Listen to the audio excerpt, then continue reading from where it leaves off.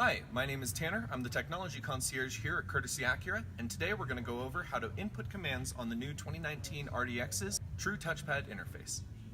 So, here on the home page, the True Touchpad Interface is a one-to-one mapping. So if I want the upper left, I'm going to touch the upper left. You can swipe right to left and left to right, and in certain places swipe bottom to top and top to bottom to go up and down there. And to actually click, I want to physically click in. And here's one of the new features on the new 2019 RDX is actually drawing letters or numbers. So let's say I want the address for here.